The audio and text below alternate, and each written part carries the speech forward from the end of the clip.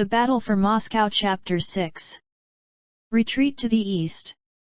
On November 4, Halder, the Chief of General Staff, soberly noted that the German casualty figure, rising more steeply, stood at 686,000 men, of whom 145,000 were dead and 29,000 missing. Of the remainder, the wounded, about two-thirds could expect eventually to return to duty. 1. A month previously in a fall from a horse, but on November 4 he returned to his office in his diary. The meticulous and careful Halder recorded the details of all business, visits, and telephone calls, together with his impressions and thoughts, in his own secret notebook which he wrote up daily in a form of shorthand, Gabelsberger script, and kept secure in his safe. This must have put him in a very strong position in his day-to-day dealings with the Führer and his colleagues, for unlike them he never relied on the uncertainties of memory. Halder, as was his custom, noted down the overall situation on the Eastern Front. Von Rundstedt's Army Group South had lost contact with the enemy and most of it was stuck in the mud, except for von Kleist's 1 Panzer Army which was about to renew its thrust along the Black Sea coast towards Rostov. In the distant north, von Leeb was making his way slowly to the bauxite-producing area of Tikhvin and towards the Finns on the Svir. In Army Group Center there was no great change except that Guderian had lost all contact with the enemy on his right flank to the southeast of Tula. The whole situation, Halder commented, had been governed by the supply situation, the lack of capacity of the railway and the road transport service. There was no point, he thought, in just pressing forward blindly, and any subsequent advance must be made step by step after building up a solid foundation. Failure to do this might result in a dangerous reverse. He was puzzled at the vacuum which had appeared in front of the boundary between Army Groups Center and South and wondered whether it might indicate an enemy withdrawal to the east of the Don. He had noted, too, the press reports which spoke of the movement of the Soviet government out of Moscow to Kazan Sich.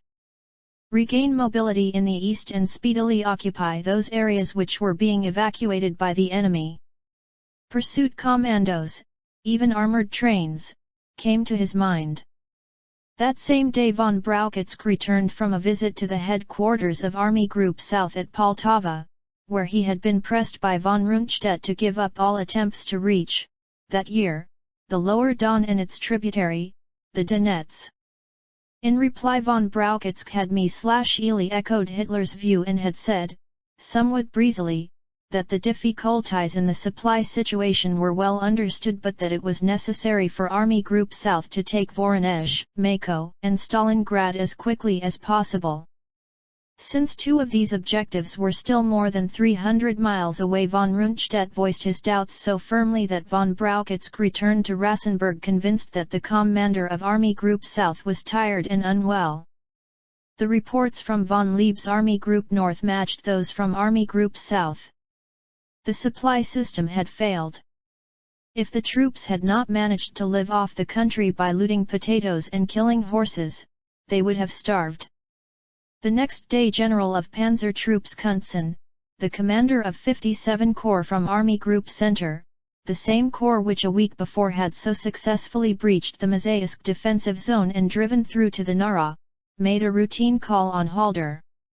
The Chief of General Staff was unfavorably impressed by Kuntzen's somber and gloomy, duster, outlook and he came to the conclusion that Kuntzen was overtired. Yet the problems were clear for all to see and, during these first few days of November, they all reflected the origins of the coming crisis.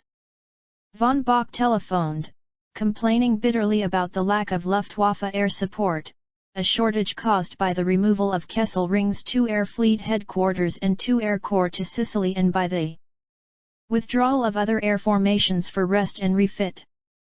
The Red Air Force, on the other hand, he said, had become both strong and aggressive.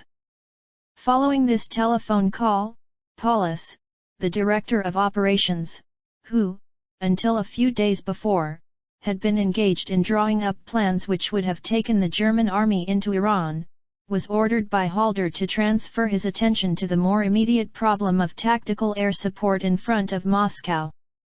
But he could get little satisfaction from Colonel General Jeskonek, the Chief of Air Staff, concerning air transport, air reconnaissance, or anti-aircraft defense. So von Bock went without. Even though a number of infantry divisions had been reduced from 9 to 6 battalions, there were insufficient reinforcements to bring this reduced number of battalions up to war establishment unless 20 divisions were disbanded. Although the OKH remained uninformed on the likely enemy intentions, an underlying theme of optimism was apparent. The General Staff was obviously expecting, and looking for, a Red Army withdrawal in depth over most of the Eastern Front, for the German High Command was inclined to take its cue from the Führer's thoughts rather than from the appreciation of its own intelligence staffs. There was no apparent sign of an enemy in front of von Reichenau's 6th Army or Hoth's 17th Army, and little in front of von Weichsel's 2nd Army, but these German armies were still stuck in the mud and could not move forward even to reconnoiter. The situation on Guderian's eastern flank continued to be puzzling. And as for what was happening deep in the enemy rear, German intelligence itself was very much in the dark and could produce little to confound the views of the theorists. On November 9 Kinzel's Foreign Armies East Department received through radio intercept intelligence that there were 5 Soviet armies in the Caucasus. This the perplexed Halder simply could not credit. The doubting Chief of General Staff became prey to the most improbable surmise, wondering whether these were British divisions moving in from the Middle East and serving as part of Red Army higher formations. 3. Winter clothing and equipment had been ordered for only a third of the troops on the Eastern Front and this had not reached the field formations because of the breakdown in transport. Halder was forced to accept that the clothing would not arrive at Army Group South until January, and that von Bock's Army Group Center would not get it until the beginning of February. On the morning of November 10, von Brauchitsch was suddenly struck down by a serious heart attack. Halder was left on his own and had to decide on the advice which he should offer to the Führer, should such advice be asked for. Long meetings followed between Halder and his advisers, each of them having long telephone consultations with their opposite numbers at the army groups. Finally Halder came to a number of important conclusions. Although Army Group South might be in a position to resume the attack by the beginning of December, there could be no occasion of an offensive towards the Mako oilfields in the Caucasus until the beginning of January. Von Bock's Army Group Center, he thought, could not possibly resume the attack before the end of November or the beginning of December because of its precarious supply situation. Having cleared his own mind, Halder, on November 11, discussed the situation with von Bock and von Grafenberg, the Chief of Staff of Army Group Center. Differences of opinion immediately arose on 3 counts: the timing of a possible resumption of the offensive, its objectives, and the employment of Guderian's 2 Panzer Army. Rations had been made, could be dangerous, but even he, the cautious Bavarian, still had his eye firmly fixed on the distant operational objectives 200 miles to the enemy rear. Von Bock, on the other hand, was quite sure that even the line Ryazan-Vladimir Kalyasin was no longer attainable and he was doubtful even, in view of the condition of his troops, whether a much closer line could be reached. He had given his army group the provisional objective of the line River Moskva and the Volga Canal, this taking in the Russian capital and its suburbs. Army Group Center was not yet in condition, he told Halder, to attempt even this limited mission until more ammunition arrived with the field formations, for it had proved impossible to stockpile any reserves by rationing the artillery, since there was, in any event, little enough to beat off the many Soviet probes. Yet, as against this, von Bock could not agree with Halder's view that no advance should be made until the forward troops had been resupplied and refitted to a satisfactory condition. There was a very grave danger, the army group commander said, that the oncoming of winter would find Army Group Center in its present exposed position and that heavy snow might put an end to all movement. The advance must be resumed as soon as the ground hardened and some ammunition could be got up. It was important, too, emphasized von Bock, to stick to close tactical objectives.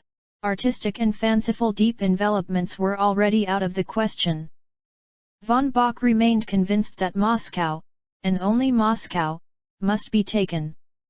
Hitler, on the other hand, was entirely dissatisfied with von Bock's views, which he regarded as unjustifiably pessimistic, and he made plain his lack of confidence in the army group commander when he ordered a subordinate officer, von Kluge, who was no friend of von Bock's, to visit Rassenburg to report on conditions.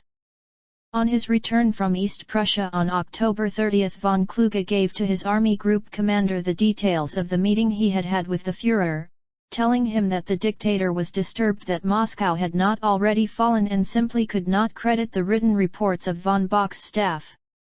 Not without reason Hitler considered it amazing that the difficulty of climate and movement should not have been foreseen. Von Bock's only solace was to censure Hitler, in the privacy of his own diary, blaming the Führer's decision of the previous August when he had turned away from Moscow into the Ukraine, for, said von Bock, stuck in the mud as he now was, the capital might as well be 600 kilometers away. 5.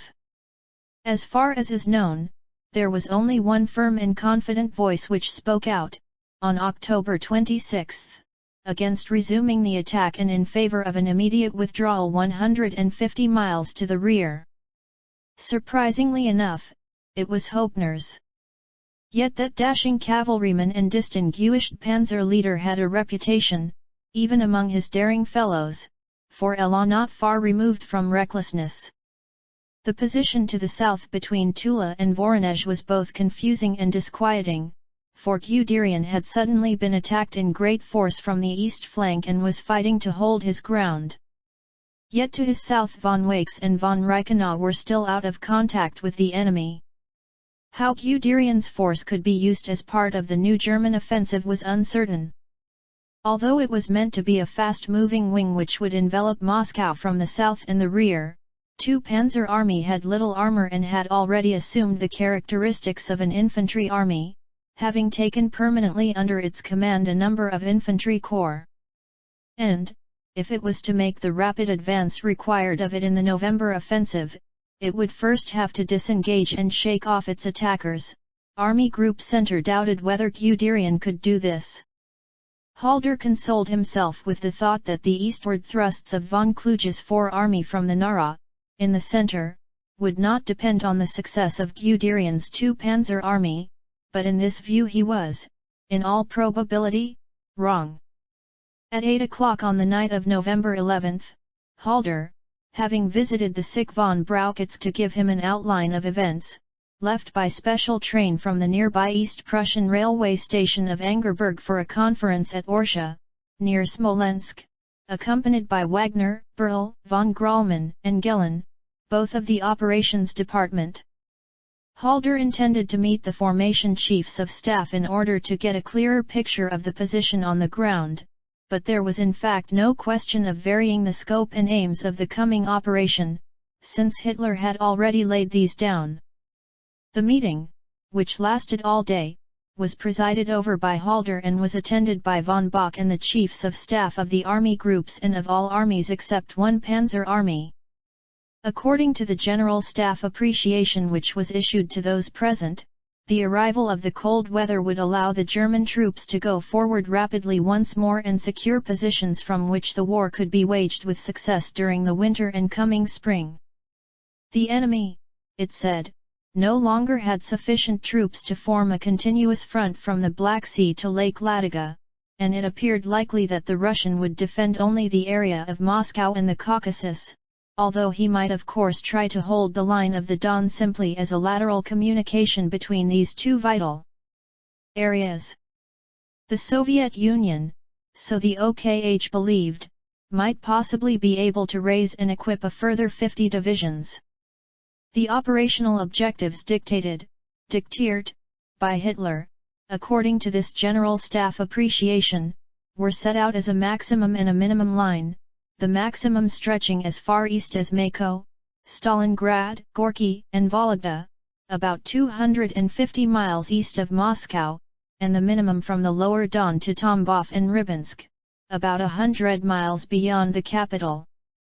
The overrunning of these areas would, it was thought, remove from the Soviet Union its last remaining armament and industrial area capable of providing the equipment needed to put new formations into the field.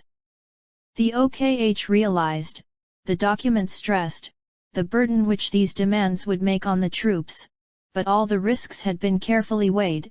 It had been thought preferable to attack the severely weakened enemy now rather than await the coming of the new year when the foe would be reorganized, rested, and re-equipped. To attack him then would bring much heavier German casualties. At its face value, the General Staff appreciation seemed to have logic on its side.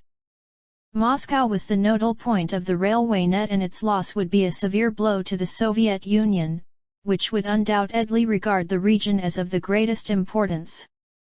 Yet, as against this, the seizing of the capital alone would not in fact have completely dislocated the railway system, as lateral lines remained which would connect north and south. It was for this reason that the Führer had placed such stress on advancing beyond the capital and seizing the Great Triangle Moscow-Vologda-Saratov, since this would mean a complete loss of the rail connections between the main theaters of operations, the Urals, the Caucasus, and the incoming Anglo-Saxon aid. The weakness of Hitler's strategy was that it was not related to the conditions on the ground. Wagner, the quartermaster general, and Eckstein, the OCHU representatives with Army Group Center, had to admit that there could be no guarantee of supply and maintenance. This, not unnaturally, was ill-received by the listeners.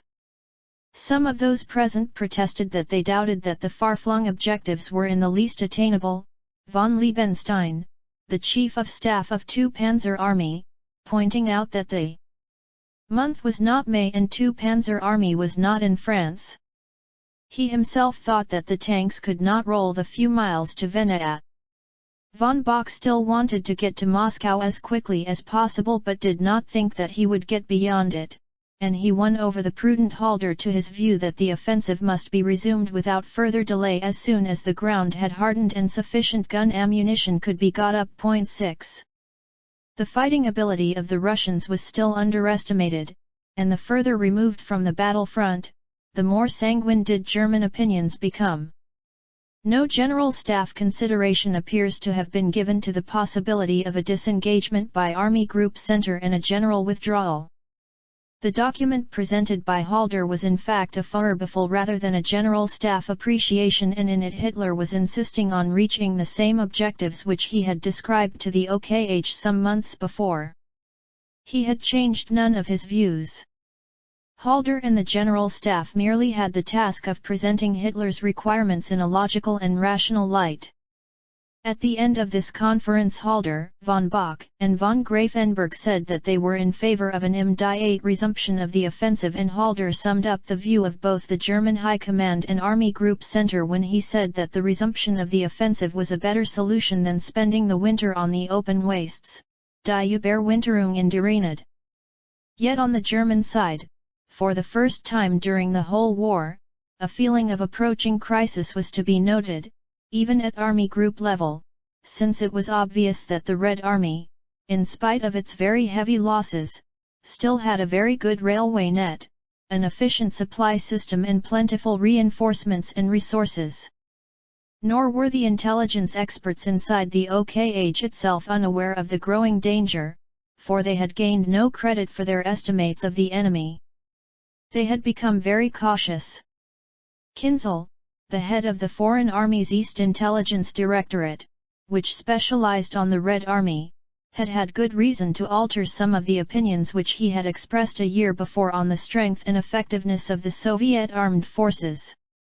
On November 4 Kinzel put out an intelligence appreciation disagreeing with the view once held in Thomas's Rüstungsamt that the Soviet economy would not be in a position to produce new equipment for its forces before the summer of 1942, and he gave us his belief that by May the Red Army would be able to re-equip 30 cavalry and 150 rifle divisions together with a number of new tank formations using United States or English equipment.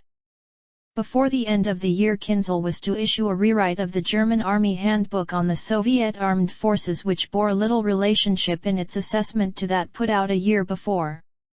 The Red Army, it said, had been made into a fighting force serviceable to a degree which would not have been thought possible before the war. What was most astonishing was not its numerical strength but rather the great stocks of available weapons, equipment, clothing, tanks, and guns, stocks far exceeding those previously held anywhere else in the world. German intelligence was frankly surprised how quickly the Soviet High Command recognized and remedied its own weaknesses, and the handbook admitted that it had hitherto underestimated Soviet organizational powers and the ability of the government, the High Command and the troops in the field to overcome their difficulties by improvisation. 7. General George Thomas of the OKWWIRUAMT, 2, had completely changed his views, for in a report dated October 2 he said that even if the Gorky Industrial Center and the Baku oilfields were lost to the USSR, the Soviet position would not be disastrous. Only when the Urals were taken, he thought, would the Soviet Union begin to break up. These second thoughts and doubts were shared by Fromm, the commander of the replacement army, who, although not a strong character, was a highly intelligent man whose appointment gave him some insight into German losses and needs. During November he was tentatively and timidly to suggest to von Brauchitsch that the time had come to make peace proposals to Moscow. The reaction of the High Command was one of scorn. Hitler appears to have had no doubt as to the future success of the resumption of the offensive and, in order to ensure the cooperation of the half-hearted, he expressly forbade the preparation of any rearward defensive positions for use in case of failure. Von Brauchitsch, who had left his sickbed, had become infected with the impatience of the Führer, and began to goad the field commanders forward. Even Halder shared von Bock's conviction that the Russian was weaker than the German and that success was a matter of willpower and the throwing in of the last reserves. Yet Halder did not leave the Führer in ignorance of the difficulties at the front. On November 19 he told a long tale of gloom. The railway situation was catastrophic, particularly as the sudden spell of cold weather had put the German locomotives out of action. Of the 500,000 motor trucks on which the German army relied, 30% were beyond repair and a further 40% awaited overhaul. Only 30% were still on the road. Army Group South was said to be at a standstill because of the weather and the failure of supplies, and, as Halder moved from theater to theater and sector to sector round the Eastern Front, the same telling words failure of supplies and insufficient strength were repeated. 10. The new offensive was subsequently to become known in Germany as a retreat to the east, Flucht nach vorn. Hitler's former ideas of directing 9 Army and 3 Panzer Group northeastwards on Rybinsk had changed again in favor of an advance eastwards to the Moskva-Volga Canal about 30 miles to the north of Moscow, in order to protect the left of von Kluge's 4 Army. To the south of the capital Guderian's 2 Panzer Army, after seizing the great industrial area of Tula, was to take Kolomna on the Oka River with its great railway factories before striking northwards and encircling Moscow from the east. Von Kluge's 4 Army, together with Hoepner's 4 Panzer Group, was to advance east from the Nara, skirting Moscow from the north. Army on the extreme right had to cover the far southern flank and move on the industrial cities of Livny and Elitz, so that it really took no part in the actual Moscow operations. Although the temperature had dropped to 0 at the beginning of November, hardening the ground and enabling the wheels to move once more, it was expected that the formations would take a fortnight to close up. Strauss, Reinhardt, and Hoepner on the northern wing were to be ready to attack on November 15. 2 Panzer Army forming the southern wing was to take up the offensive 2 days later. It was hoped that these German attacks on the two flanks would take some of the growing Red Army pressure off von Kluge's 4th Army in the center and so enable him to go over to the attack as the third phase of the operation, for which no date had been set. Von Wakes was ill and his place as commander of 2 Army had been taken temporarily by General Rudolf Schmidt, formerly the commander of 39 Panzer Corps. Schmidt's new command consisted of 2 infantry and 1 Panzer Corps, and he started eastwards from the area of Orel and Kursk in order to close up towards the Upper Don, behind which, it was wrongly believed, the enemy had retired. There was of course a shortage of petrol, all types of ammunition and anti-tank weapons. But even the common necessities of life were missing, without which a soldier rapidly became almost totally ineffective. Spades, picks, entrenching tools, saws, vehicle and mechanics kits, technical equipment and mobile machinery were beyond repair or had been lost. Nothing was being replaced. Guns, radio, and vehicles stood derelict awaiting spare parts. The miserable troops were still in their threadbare and filthy summer uniforms which gave no protection from the icy and biting winds. There had of course been no issue of winter equipment, underclothes, boots, gloves, or other clothing, nor were there any white camouflage smocks. As Rudolf Schmidt's men started their march eastwards in a temperature of -20 degrees centigrade, the heavy snowstorms and driving wind soon filled hollows and ditches. Great waist-high drifts blocked all tracks. Motor vehicles could only be kept going with spades and chains and the utmost care and cautioning by their anxious drivers. There was no anti-freeze coolant and the radiators froze while the trucks were on the move. Horses fell in drifts, never to rise again. Each frozen stream and river became a formidable obstacle, since vehicles and guns had to be lowered on ropes over the deep and overhanging cliff-like banks and pulled up again on the other side. On Rudolf Schmidt's northern flank, Guderian's 2 Panzer Army was in no way better equipped for its task than 2 Army. The same clothing shortages existed and these were of course common over the whole of the Eastern Front. Many of the troops had robbed the well-clad Russian dead or prisoners of their clothing and sported fur caps, quilted jackets, and felt boots, so that it was difficult to distinguish friend from foe. Tanks were unable to climb the frozen slippery slopes or cross the ice-covered rivers, since no cocks had been provided for the tracks. The tracks of the German tanks were so narrow, and the nominal ground pressure ratio was so high, that their tactical mobility in soft snow was much inferior to that of the broad-tracked T-34. Optical instruments became useless unless they gave off a bloom in the extreme cold. The 3 panzer divisions of Gere von Schweppenberg's 24 Panzer Corps had a fighting strength of 50 tanks against a war establishment figure of about 500.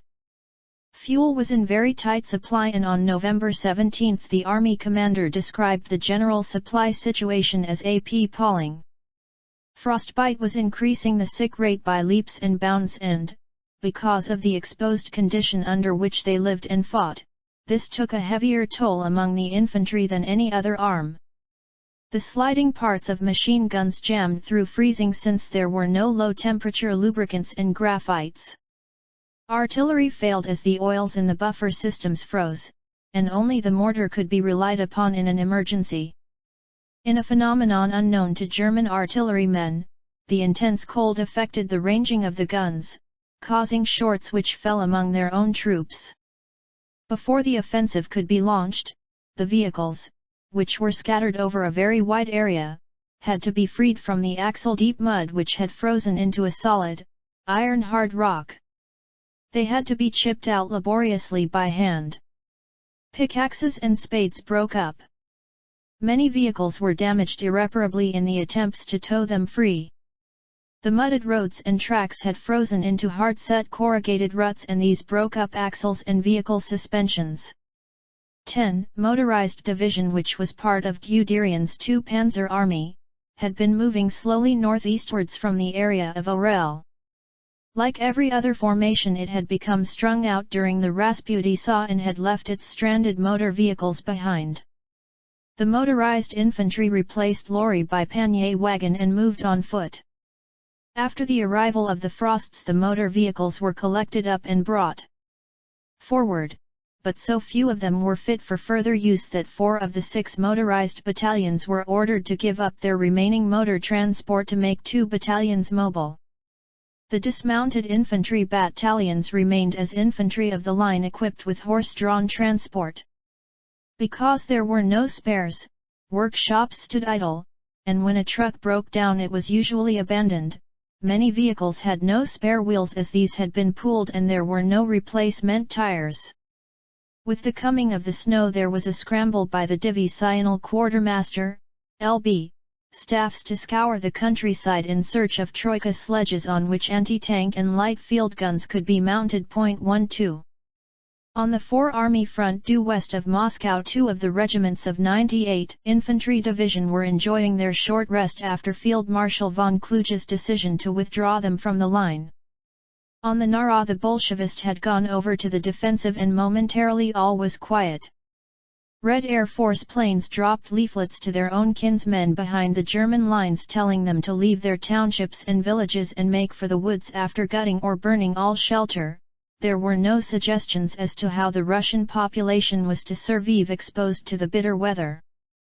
Propaganda sheets in German were showered over the fighting area urging German troops to desert, guaranteeing good treatment and an early return to Germany after the war. Very few if any troops did so, for, as their divisional commander commented, they had already seen enough of the Soviet paradise. In any case all feared captivity more than death. On November 6 the cold weather arrived in the 98 Infantry Division sector, with a strong biting east wind which coated all the birches with a heavy hoarfrost. Just a few pairs of winter gloves and thick overcoats had been issued, but these were only for motor vehicle drivers. The pannier drivers were expected to keep themselves warm by walking. Meanwhile the troops prepared themselves for winter as best they might, by painfully digging down into the ground below the frost line and building underground bunkers with improvised stoves. The sickness rate rose very sharply with cases of exhaustion, scarlet fever, and diphtheria. The more dreaded spotted fever or typhus began to appear. Heavier caliber Soviet medium artillery was active in a harassing role and this disturbed rest and sleep. On November 10 the last of the regiments of 98 Division came out of the line into the rest area. 2 days later there was some snow borne in with the driving wind. That night the heavy rumble and growl of Soviet artillery could be heard all along the front. Their neighbor on the right, 34 Infantry Division was under attack and a message was received by 98 Division towards morning to stand by, as Corps Reserve, ready to move at half an hour's notice. Regiment by regiment, they moved out of the home which they had tried to make comfortable over the last few days and went back to the line. The last to go was 282 Regiment, which had had exactly 36 hours rest. The easterly wind cut like a knife. The rutted tracks were frozen and hard and the heavily laden men stumbled and staggered over the sharp edges and ridges, blaspheming and cursing as they went. By 3:30 p.m. it was already dusk and the front had not yet been reached. After dark further progress became impossible and, where no shelter was to be had, the men spent the night in the open huddled in tiny groups. Sleep was impossible. The thunder of artillery was all around them and the flashes of gunfire and the red glow of burning villages could be seen to the east and southeast. At the first sign of day the regiment collected itself together and was off again to an open and exposed area, where it had to dig new positions in the iron-hard ground. 13. 6 Rhine-Westphalian Division, yet further to the north, was the left flank of Strauss's 9 Army and lay about 100 miles northwest of Moscow. Its casualties from the beginning of the war to 1 November, about 3,000 men, had been light. Like all other divisions, the arrival of the cold weather found it stretched out to the rear for 100 miles or more, and during October the supply system had failed entirely. The first and second line gun ammunition had been almost shot off and there was no barbed wire to be had. There were no rations but, more fortunate than many, 6th Division had managed to live off the land. Local Russian horses were slaughtered and for nearly 6 weeks the troops ate little but horse meat. In some areas they were lucky enough to collect potatoes and thaw them out. They even made bread, the men threshing the rye themselves, and everywhere formations and units raised their own foraging commandos, looting horses, food, and fodder. Even in the rear areas this took tactical skill and guile and was not without danger from partisans and Red Army infiltrators. A horsed artillery foraging commando, on a visit to a collective farm in a quiet sector removed from the fighting, came up to it from a covered and hidden approach, first keeping the buildings under observation for signs of Russian males. Only women were to be seen about their farmyard chores. Suddenly, to the surprise of the hidden onlookers, several Soviet BA Broneford armored cars came bumping along the track up to the farm buildings. An officer, leaning out of the turret of the first vehicle, began a long and animated conversation with a woman at an upper window. Since the armored car crews showed no inclination to dismount and the eloquent pair no sign of breaking off their talk, the German patrol commander brought matters to a head by ordering a sharpshooting rifleman to open fire. The first round was a hit, for the officer fell slumped over the turret. Unseen hands dragged him down out of sight, the cupola hatch was slammed shut and the cars made off at high speed. With the coming of the cold weather, supply and movement in 6th Infantry Division were gradually resumed. Relay teams of horses brought pannier supplies up from Sikevka to Yelitino, until 15 tons a day were being delivered against a minimum requirement of 30. By mid-November the stock of artillery ammunition was partially replenished, but all incoming vehicle fuel was needed to tank up the isolated and stranded vehicles miles to the rear. All the artillery could not be made mobile because of the shortage of horses, a shortage which was not helped by the bad going conditions, since as many as 14 horses were needed to move a single gun. The grumbling artillerymen compared their equipment, often in graphic terms, unfavorably with that of the Red Army, which used quite a number of gun-towing tractors in addition to horses. There was some good news, however, for 10% of the divisional winter clothing had actually arrived at Smolensk railway station. At the beginning of November, and a detachment had been sent back by road to fetch it. Lack of a proper diet, irregular meals, and the eating of hard frozen foods caused vomiting and stomach ailments. The wounded in this division, as in most others, suffered untold agonies, being evacuated across the frozen, broken, and rutted tracks in pannier wagons filled with straw-built roofs to keep off the frost. Casualties due to the cold were increasing rapidly. No soldier could be left alone in the open without a second man to watch him for the first signs of freezing, and the wounded often died where they fell, not from their wounds, but from the shock and frostbite due to the loss of blood. 14. Rarely can troops have been less ready for an offensive.